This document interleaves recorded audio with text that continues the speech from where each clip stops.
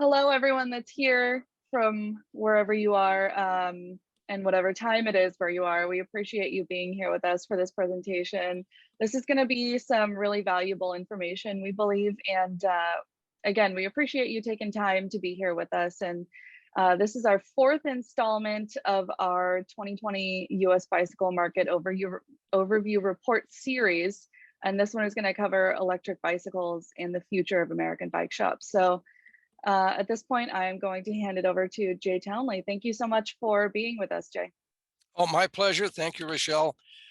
We'll explain about question and answers when we get to the end of the session. And I'm going to do as I usually do for those of you that follow these webinars, I'm going to stop my video just to open more of the screen up for you as we get into the presentation. As Rochelle said, this is the fourth in a series that we are very pleased to be presenting to you that are all taken from the U.S. Bicycle Market Overview 2020 report, now available, published by the NBDA and now available from the National Bicycle Dealers Association. As many of you know, and as Rochelle said, my name is Jay Townley. I'm the resident futurist at Human Powered Solutions, and it's my pleasure to present electric bicycles and the future of American bike shops. We truly believe that. We think that electric bicycles, in maybe a slightly different way than some people have forecast, but we do think and agree electric bicycles will be the future. Now, what we're going to do today is give you a factual look as we see it at the electric bicycle sales and market in the United States in 2020. Now, we're going to upgrade that a bit to some of the current events. But what we're going to do is focus on what bike shops can take away and use to improve profitability and grow their locally owned businesses. And this webinar is the fourth in this series. There will be 8 webinars total, so there's 4 more to follow, featuring each of the 16 chapters of the NBDA U.S. Bicycle Market Overview 2020 report. Now we're going to do an introduction, but as for those of you that have done these webinars with us in the past, you're probably aware it takes a little bit to catch up to get us moving here. And so I'm pushing away on my keyboard to change this slide, which worked perfectly when we were getting started and isn't giving us any help right now. Here we go.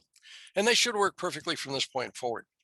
So by way of introduction, we want to make sure that you're going to be able to get the best use of both this webinar and also of your purchase of the market report itself. So what we're including here is how to best use the NBDA U.S. Bicycle Market Overview 2020 report.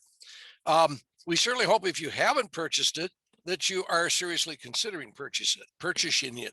And first, we'd like you to read through the whole report, believe it or not, all 125 pages. Now, this may take several mornings or evenings, but there's lots of up-to-date tables and charts and illustrations to hold your attention. And this will give you an overview of the current U.S. bicycle market and business as we ended 2020 and we moved into 2021, into this year. Second, we'd like you to determine which chapters and data sets will be helpful for your business and strategic planning. So that also says, yes, I'm advising that you write a business plan and write that business plan for your bike shop business. Sit down and write it down. Third, carefully reread and study the last 4 chapters of the report and extract the suggested business strategies you'll find there for your review and consideration. Extract those that you feel are most applicable to your specialty bicycle retail business. Now, what are you going to take away here? There are 4 key takeaways from your reading of the NBDA U.S. Bicycle Market Overview 2020 report. And also this and the following webinars. Write down your most important findings from the 2020 report, as I said, and also from this webinar, because some of the material in the webinar that we're going to get to as we go through here is different and updated from what's in the 2020 report. It's supplemental to it. Number two, your own business plan. Make sure that you're working on your business plan and that you're setting your financial benchmarks and the key performance indicators. And we want you to commit to that plan and commit to those financial benchmarks. And if you don't know what KPIs are, key performance indicators, please ask the NBDA. And as a part of that, we want you to join or renew your NBDA membership. Make sure that you write down the anniversary date of your NBDA membership and put it on your calendar, and make sure you renew your membership in a timely fashion. Lastly, join an NBDA P2 group. We want you to really seriously consider that. We realize it's an expense. It does not come with a membership. It's an additional expense. But as soon as we end this webinar, think about it if you're not a P2 member today, or call and talk to a current NBDA member that is a P2 member group, a member of a P2 group, or talk to the NBDA and ask Rochelle or Heather about what the attributes are and why it's important for you to join a P2 group. You can lastly visit the NBDA.com website. And above all, think about, evaluate, and take action on becoming a member of a P2 group. The agenda for today is going to start with a look at the slow rise of electric bicycles in the United States. Some of you have carried electric bikes and sold electric bikes at retail for quite a while now, but you're also aware that the market slowly grew, went up through 2019, and then exploded in 2020, and continues to expand and explode in 2021. We also are going to take a look at the data for the last 10 years. So you can see this graphically as to what we're talking about, as to that slow start and the explosive growth in the last 24 months.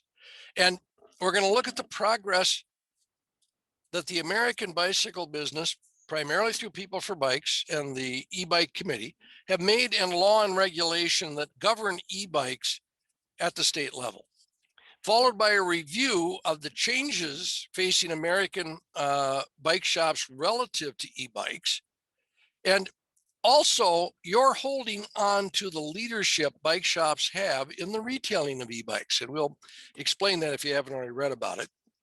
And we're going to look at the future, particularly American bike shops and e-bikes and the interrelationship.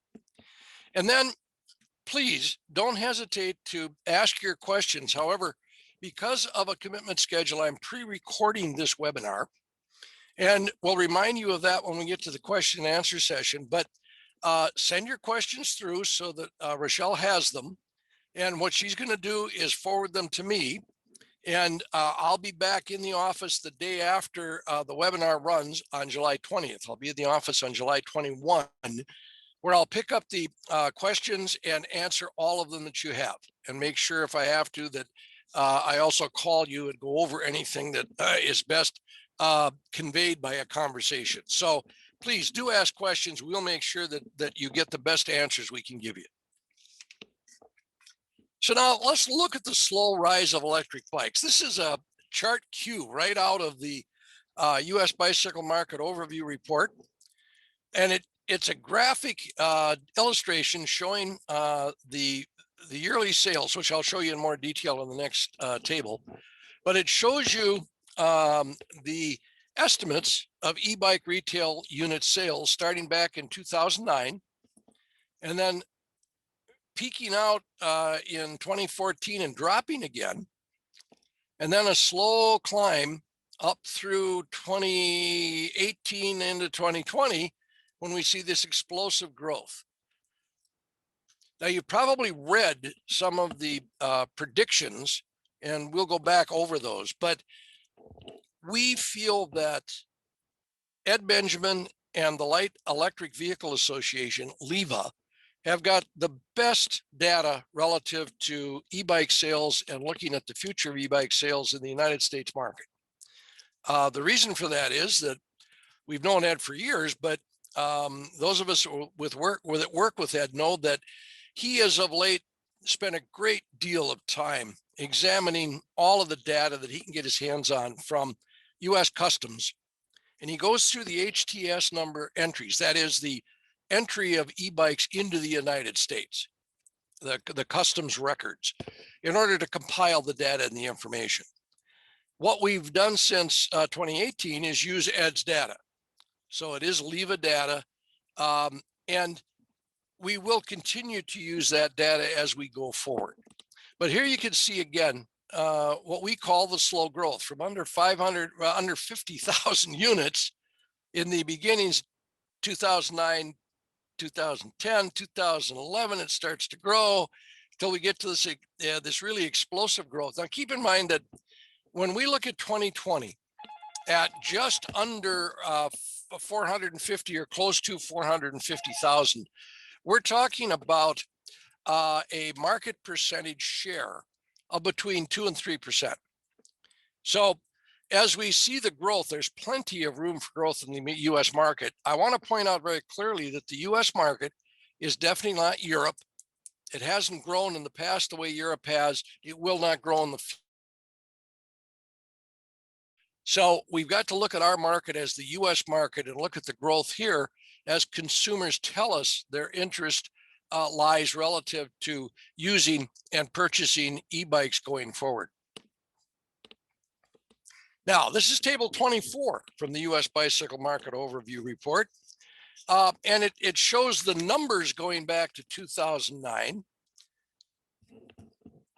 And also the variance with the previous year, along with the variance percent. So we had the volatility of small numbers all the way through 2012, and then another plateauing at about 100,000 plus units, 2014, almost 200,000. Till we get to the 2017 plateauing above 200, 2018 at 325, drops again in 2019 to 287,000. I will point out, as I pointed out in past webinars, 2019 was a year that was artificially impacted relative to the importation of bicycles, because the importers and brands made a conscious decision to reduce the number of bikes coming into the U.S. specifically so they wouldn't have to pay the 25% punitive tariffs on imported bicycles or e-bikes coming in from China. And China, of course, as we've shown you in previous webinars, was and has been and continued to be the primary source of bicycles and e-bikes coming into the U.S. market. Last year, the numbers were in the high 80 percentile, down from the high 90 percentiles, but keeping in mind that the 25% punitive tariffs are on top of regular tariffs for e-bikes. By the way, regular tariffs on e-bikes from Taiwan, as an example, is zero. There is no duty. So the e-bikes coming in from mainland China now are 25%, and yet they still are the primary source for electric bicycles into the U.S. market. That we also don't think is going to curtail any growth. Now, this is chart R from the U.S. Bicycle Market Overview Report. And what we've done here is we've shown the same data as 2009 and 2020. It looks slightly different because we've added a trend line going out 5 years to 2025. Not only is this encouraging, it also is in line with the forecasts that you've seen lately in Bicycle Retailer and in the LEVA News and in some other publications. Now, there are some, like Ed Benjamin, that believe that we'll see 600,000 units this year if all of the e-bikes ordered are actually delivered. That's from all sources, including mainland China. Going forward, we fully agree. We don't know that it'll reach 600,000 this year, but we certainly agree that it will grow substantially to the point where e-bikes will become the major category for bicycles, the major product category for the bicycle industry from this point forward. It's going to grow from 2.5%, 3%. It's going to go over 5, then it's going to go to double digits, and then we're going to see it as a dominant factor. We've also forecast and said that if we look at the future out 5 years to the 2025, 2026, 6, 7 years out, bicycles and e-bikes we think will merge, so that in your shop, it's not going to be a question of e-bikes in a separate category or as a separate product grouping or in a separate area. You're going to have models that you'll bring consumers to, and you'll have the non-electric and the electric as features and step-ups within model groupings. The way to think of that, we believe, is look at Pinarello, the very top of the market. But from a distance, you can't tell the difference between the pedal Pinarello and the electric assist Pinarello because of the way they've built the battery into the down tube, then made sure that the pedal only bike down tube and frame match from an appearance standpoint. And they're certainly very clever in seat mast drive systems, as opposed to the traditional mid drives we're used to in the e-bike business. Now, turning to law and regulation, I think you're aware that People for Bikes and the Electric Bicycle Subcommittee of People for Bikes have been working for a number of years on the classification and the definition of e-bikes at the state level. So the law and regulation we're talking about is focused on what the industry has done to lobby definitions within state statutes and state law. Essentially, what the industry is asking states to do from a legislative and regulatory standpoint, from law into State Department Transportation definitions into the vehicle codes, is to define electric bicycles as a bicycle equipped with fully operable pedals and an electric motor of less than 750 watts. And that's important. And at 750 watts, that it meets the requirements of one of the following 3 classes. So this is the 3-class definition. Class 1, an electric bicycle equipped with a motor that provides assistance only when the rider is pedaling, and that ceases to provide assistance when the bicycle reaches the speed of 20 miles per hour. This is the pedelec. This is essentially the European definition of an e-bike. And then also class 2, an electric bicycle equipped with a motor that may be used exclusively to propel the bicycle, but it's not capable of providing assistance when the bicycle reaches a speed of 20 miles per hour or over that. Class 3 is an electric bicycle with a motor that provides assistance only when the rider is pedaling, and that ceases to provide the assistance when the bicycle reaches a speed of 28 miles per hour. So the 3 classes that the industry has been very successful in getting states to adopt allows for all of the bicycles sold through bike shops to be used within those states. And the key here, we feel, is the 750 watt motors and propulsion systems. That bike shops should not be in the business of purveying propulsion systems that are above the 750 watt level. Now here's a map taken right from what People for Bikes publishes, and we also have put it into the U.S. Bicycle Market Overview Report that shows what's occurring with the states. With the states that have adopted model legislation, as I've just given you the basic parameters for, and it says People for Bikes enacted where the states enacted the People for Bikes model law and the definitions. They're shown in green. There's a whole bunch of them. The states shown in gold have acceptable definitions, so that the bike industry, the e-bike manufacturers, People for Bikes, basically would like to see it in line exactly with the language, but they've got acceptable law and regulation. And then the problematic states are in red. These are the states that People for Bikes and the e-bike committee is still working on very aggressively.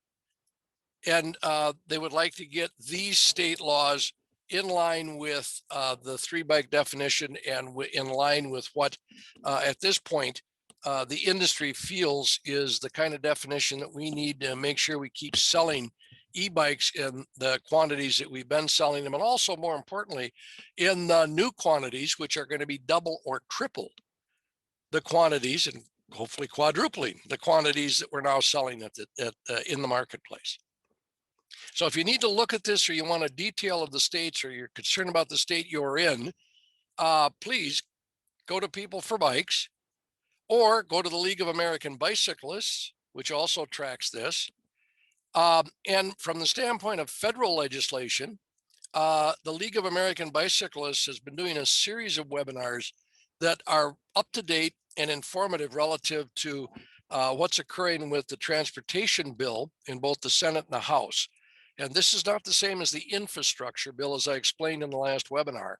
This is the transportation bill that's directly tied to the federal funding that's going to go to states for bicycles, for walking, for e-bikes, and where you're going to find the beginnings of the implementing legislation and the monies in order to put on the incentives, both at the tax level and also at the individual level, as incentives for consumers to buy and use e-bicycles in the market. Now, here's a very recent June 15 article, a heading from an article by Rick Vosper from Bicycle Retailer and Industry News. Despite challenges, bike shops emerge as the fastest growing e-bike category. So that it's very clear, what Rick's analysis shows is that bicycle shops are the #1 source for electric bicycles to consumers in the United States. We think this is a major achievement. We also think that it brings to the fore a series of challenges that American bike shops face as they look at the future. It is not written or prophesied that it's going to happen the way it's written down. And there's no guarantee that bicycle shops will remain as the fastest growing e-bike category at retail, because there are a lot of other people that want to sell more e-bikes than bicycle retailers are. Many of them are selling lower priced, lower cost e-bike product, and they're in the direct to consumer business, and they promote and advertise and sell through both their websites and also through big organizations that have access to consumers in the American market. So those direct to consumer, the Amazon type companies, are able to bring product in direct from China and have that product delivered directly to a consumer. And one of the things, obviously, that they feel is a major advantage is to sell a low price product, low price being below $1,000 from the standpoint of an e-bike product. Keeping in mind that you'll find very few of them that do any mid-drive product. Most of them will do rear hub product. There's nothing wrong with rear hub product, it's just lower priced. But in the bike shops, you'll find that a good quality e-bike with a rear drive system is still above $1,000 because of the quality of the battery, because of the quality of the compatible systems where they're all integrated, which are also key issues relative to the use of the lithium-ion batteries. So the challenge for bike shops, we feel, going forward is to hold on to this so that Rick Vosper could write this article every year, a June anniversary in 2022, 23, 24, and going forward, that bike shops remain the fastest growing e-bike category. But to do that, there's some things you're going to have to be aware of. The challenges start with your awareness of regulations. So what's occurred because of so many e-bikes coming into the market is a growing awareness on the part of regulators of e-bikes and lithium-ion batteries. Now, if you have looked at and read the procedures and the policies, the protocols that Human Powered Solutions has published that are available on the NBDA website and also on our website, you know that our concern is that there are things you've got to be aware of and do as a bike shop to properly store and properly charge lithium-ion batteries. And we're not going to bore you with all of the excruciating detail, but the reason for that is that lithium-ion batteries are safe. Lithium-ion batteries, if they are good quality, and there are many good quality in the market, utilizing what we would consider good quality cells, and we're happy to detail those for you, then you have a very low probability of a catastrophic event. The however, comma, is essentially our concern being the lower the price of the battery, the lower the quality of the battery, the higher the probability or percentage chance of a catastrophic event. Now, this is not the same as a battery failing. Lithium-ion batteries, if there's a catastrophic event, can be very dangerous for a number of reasons. So they go to, you got to be careful when you recharge, you got to be careful when you store.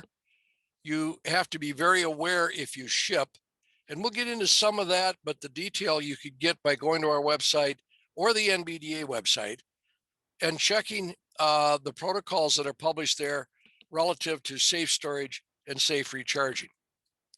What's coming down the regulatory pike toward the industry is both regulations, third-party compliance testing, and third-party certification of bicycles, e-bikes, and the propulsion systems. The standards that are currently applicable to e-bikes that you should be talking to as retailers, talking to your suppliers about now, is to ensure that now EU is the European standard, EN 15194. That is not absolute for the United States market, but it's good if your supplier can tell you, yep, our bikes meet EN 15194. In the US, the bicycle industry has basically signed off on and helped create, by the way, in addition to signing off on, Underwriters Labs UL 2849.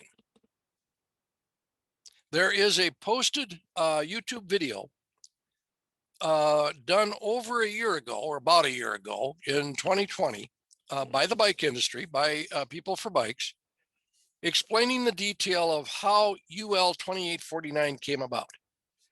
2849 is voluntary. It calls for third-party certification. It is not widely known, and this also is a standard you should be going back and starting to ask your suppliers, are they getting third-party certification for UL 2849? We think this will become important in the coming 6 months to a year, maybe a little more, because it'll either come from the insurance companies coming back upstream, wanting to be sure that retailers are carrying and selling product that's in compliance with UL 2849. And also that will require that the retailers are aware of and perhaps even have to have on file copies of the third-party certification, which means the vendors and suppliers have to begin to provide it for you, which means as they keep going back upstream, they're going to have to make sure that their OEM assemblers are having their product third-party certified. This goes hand in hand with the US CPSC 4210. E-bikes are bicycles. That is exactly the way the industry wants them defined. So in addition to having to meet the voluntary third-party certification standards of UL 2849, they also have to meet the mandatory US federal CPSC standards for 4210, which several years ago went over to approved third-party certification. By that, I mean CPSC approves the lab, and the brands and manufacturers go to that lab, have the product for the model year tested, and they provide third-party certification. What should be happening and has not been happening, and you have to begin to start asking now, is that the regulations that came through several years ago require that third-party certification be essentially with every container load that comes into the country. While it doesn't mean that they've got to have them coming down to retail, you as a retailer should at least ask suppliers if they are getting third-party certification, have it on file if necessary for U.S. Consumer Product Safety Commission 4210. Now, there are many that are in business right now that will tell you, don't worry about 4210, don't even worry about 2849. But particularly the mandatory federal reg, don't worry about it. CPSC small, they've got a small budget. They've been basically in a backwater relative to the federal government. From some recent research, we know that the budget for CPSC over the past year has been $71 million, which if you know the regulatory world and know Washington, that's nothing. We don't even think they've got a full complement of commissioners, but they do have an acting chairman who, under this administration, has become quite active.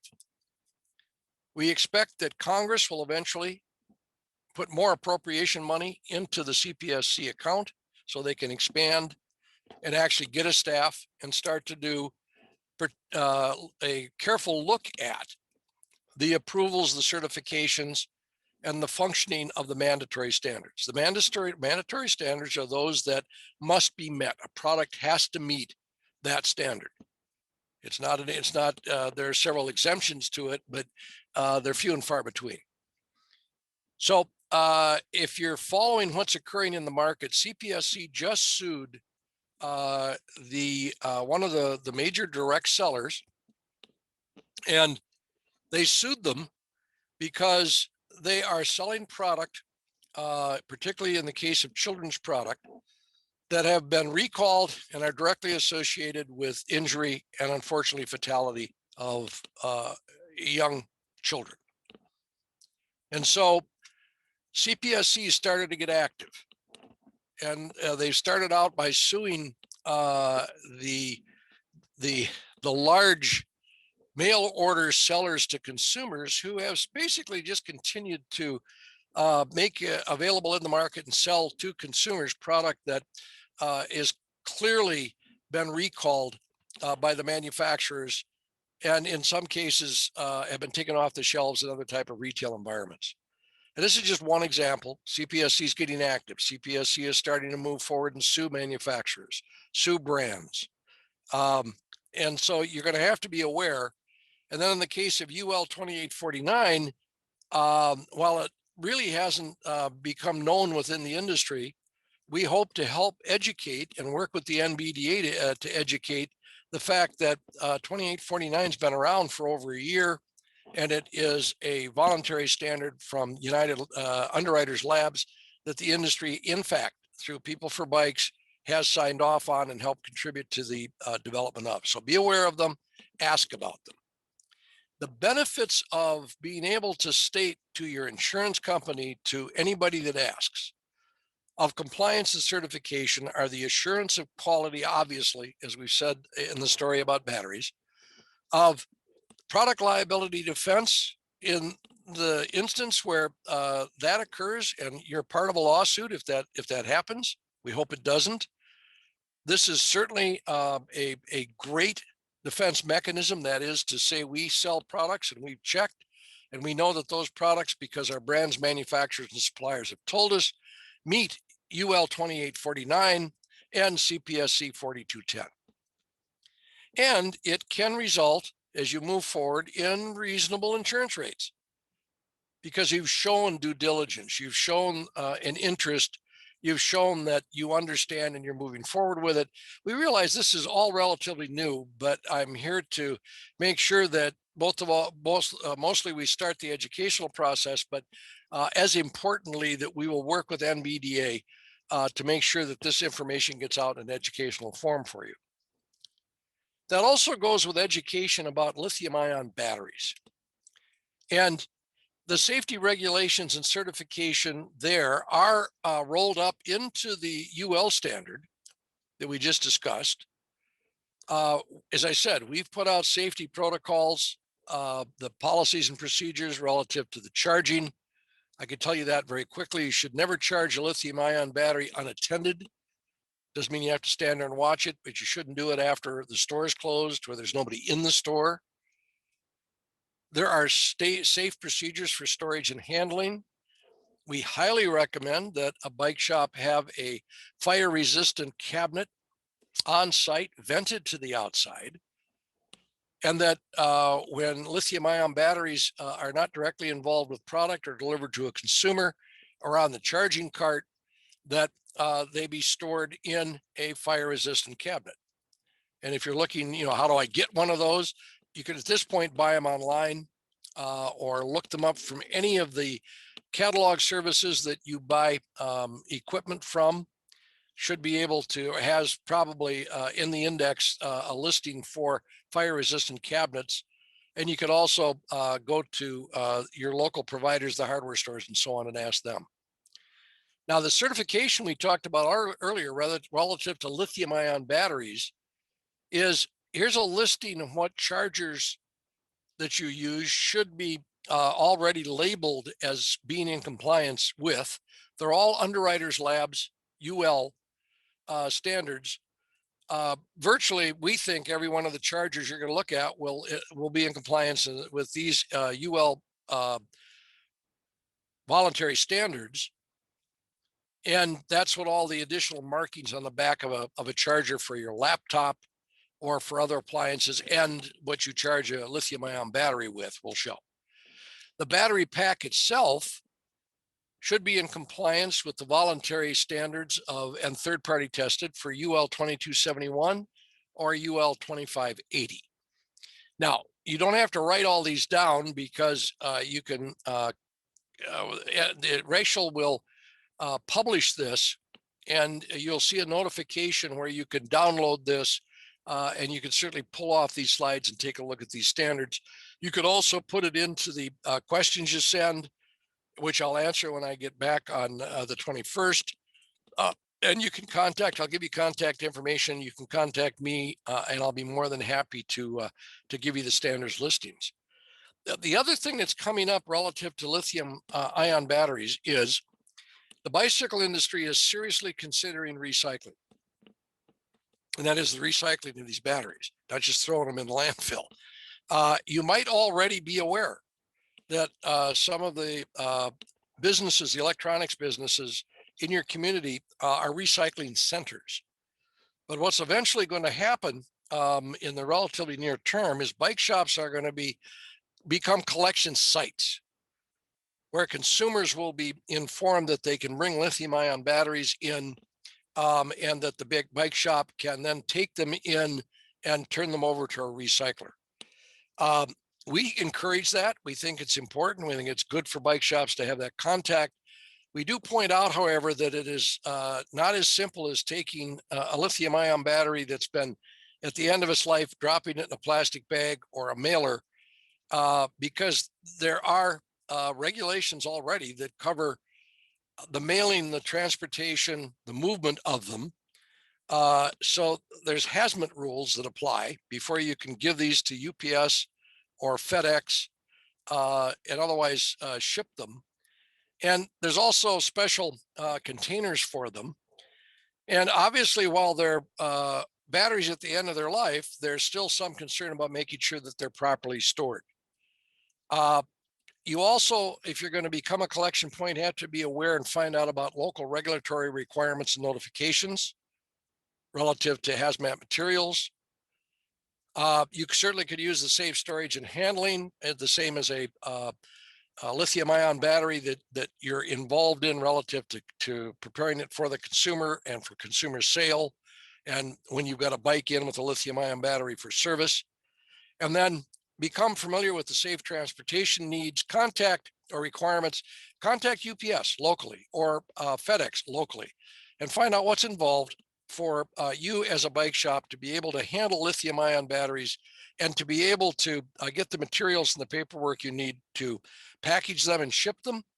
And also, if there's any hazmat requirements you're going to have to meet relative to taking a test and becoming certified to do so. And again, we can help with more detail, and we'll be working with the NBDA to make sure that that information goes into educational materials for bike shops throughout the NBDA network. And then we wrap that up with technical training. There's going to be more of a requirement for technical expertise at the bike shop level, going back to the original premise here, that bike shops are now emerging as the fastest growing e-bike category. To stay in that position, bike shops are going to have to be able to deal with the growing requirement, not just for the issues we talked about, primarily recycling, but also to be able to service. Now, today, that's limited, but LEVA, just the Light Electric Vehicle Association, LEVA and Ed Benjamin just closed a class. So they've got a program, I believe it's $99 to certify a mechanic with the electric bicycle, electric systems, lithium ion battery skills. You can check with the Professional Bicycle Mechanics Association for more detail about what they're offering. The Barnett Bicycle Institute, we know from having talked to them in the past that they have the technical experts from Bosch and Shimano and maybe others come in and conduct a part of that portion of their classes. And you've got the brand certification training that is normally connected to the events coming up, the trade shows. I'm not sure if Bosch and Shimano will be doing brand service training at all of the CABDA shows, but that's been their practice in the past. You certainly should look at that and see what's available. And be aware also that a week and a half ago, there was a presidential order issued. And part of that presidential order was right to repair. And that you'll see written up now as more and more concern within the market. Now, this came primarily from the agricultural community, where farmers have been restricted from doing their own repair of these humongous agricultural implements that they purchase and use in the fields. And back in the day, the farmer used to do their own repair. And by the way, we just slipped forward here because my cat stepped on the keyboard. Used to do their own repair, but that repair now is prohibited by agreement. They buy a big thresher, or they buy a big tractor. The agreement, the purchase agreement, says that they've got to bring it into the dealer for service. Now, this is spreading, but because the presidential order says that the secretaries of agriculture, of commerce, have to look into this and begin to make sure that the rules get changed, that the Attorney General has to look into it, and the Federal Trade Commission has to review this to make sure it's not anti-competitive. We also believe that there will be a movement toward bike shops and individuals being able to have a right of repair and be able to repair more of the bicycle, e-bike related equipment that they buy and purchase. While we don't encourage consumers to get involved in electrical propulsion systems, we do encourage bike shops to be able to offer that service. And we just wanted to point out that the federal government's going to start moving in that direction.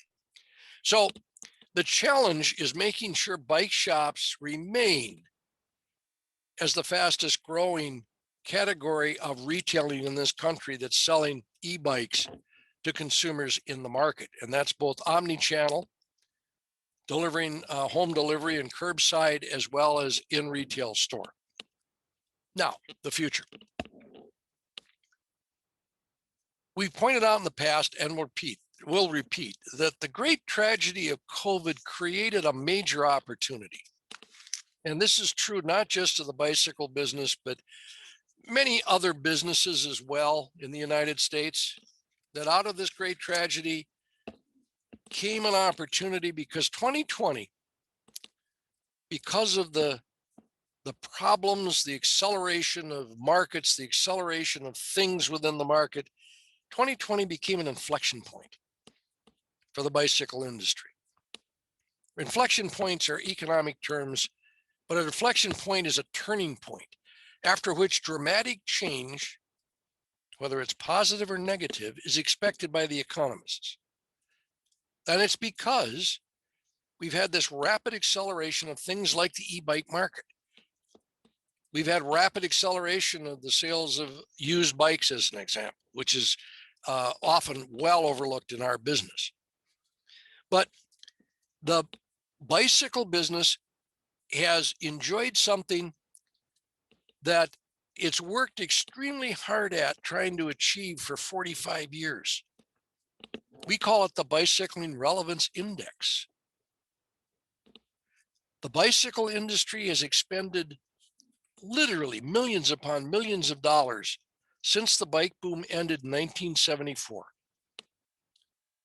in trying to convince the American public that bicycles and bicycling are relevant and are a solution. The tragedy of the COVID accelerated, expanded, and made it real. It advanced the perception of bicycles and bicycling as a viable solution. Now, some of it was out of fear. People were afraid to get on mass transit, to get into a subway train, to get on a bus. And the bicycle became a viable alternative of social distancing, avoiding the COVID, avoiding the crowds. But the fact is, the Bicycling Relevance Index has risen. And so we feel no matter what happens coming out of the year, coming out of the COVID relative to the market, there will be a net gain for the bicycle business. Part of that is in what we've put in here as additional language.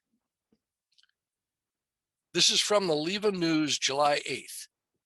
As infrastructure and transportation bills make their way through Congress, demand for e-bikes soar in the U.S. That's a little self-serving, but it serves a point. Reported on this in the past in past webinars.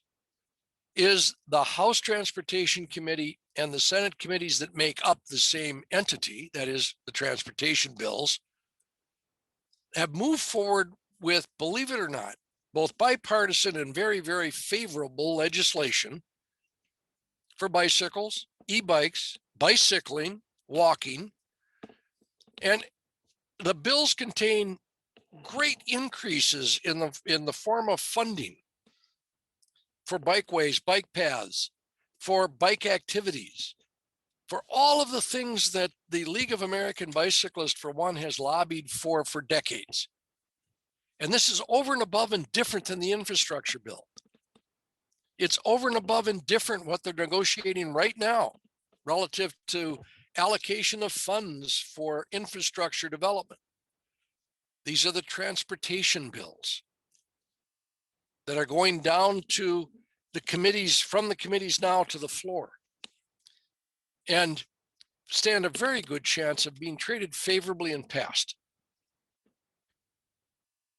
And they contain the great advances that the industry's been looking for. Now, we look at it as part of the net gain, as part of the Bicycling Relevance Index gain. The reality is that Detroit went to their representatives and said, guys, automobile industries, Ford, GM, Chrysler, we're all in on electric. We're converting. They've all said this. They've gone public with this statement.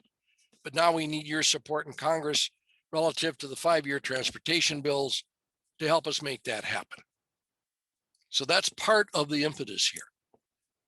So the rest of this article you could read is Washington gears up to pour billions into getting Americans behind the wheel of electric cars. Demand for electric bicycles is soaring, yes. And advocates say that demand would be even stronger if U.S. cities were building bike infrastructure to match the revolutionary emerging mode. So that is extremely positive and is part and parcel why we feel very, very very strongly that the net gain will be better than what we did pre-2018. It may not be what we did in 2020, 2021, but it's still going to take us through a very strong period. Because 2020 was an inflection point, here's the positive. And we think that it will be positive. And the added bonus that the industry got were the sales dollars and the revenue. A lot of companies made a lot of money.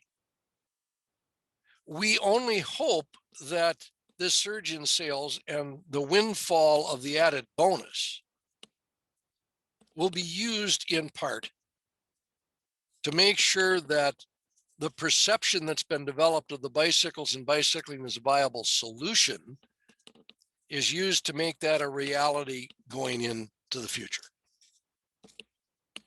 So in summary, we looked at the slow rise of bicycles, of electric bicycles in the U.S., with the caveat that we believe strongly that electric bicycles are the future for the American bicycle business and the American bike shop channel of trade.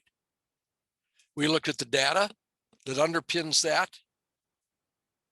We looked at law and regulation, which also underpins and supports the growth of electric bicycles in the U.S. market, with the caution that the regulatory agencies on all sides, product safety, those that regulate streets, they regulate the operation of vehicles, of bicycles, are all starting to come out of a period when they were dormant or not active to a high degree of awareness and activity.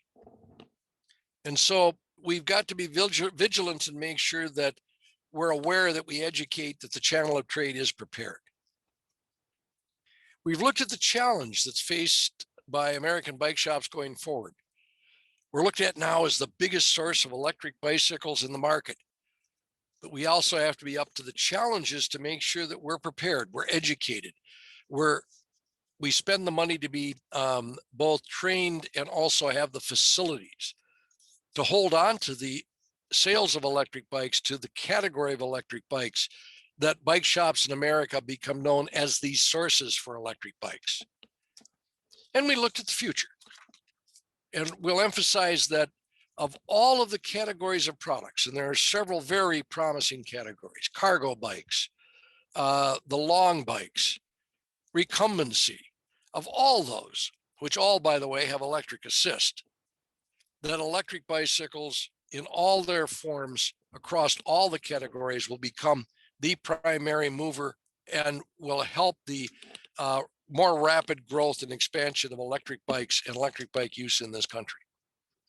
So, as I said, for the Q&A session, please put your questions together, send them to Rochelle at the NBDA, and I will make sure that she'll forward them to me. I'll make sure they get answered. If you want to contact me directly for any reason, here's my contact information. You can reach me by emailing j@humanpoweredsolutions.com, and I'll give you a minute to take that down.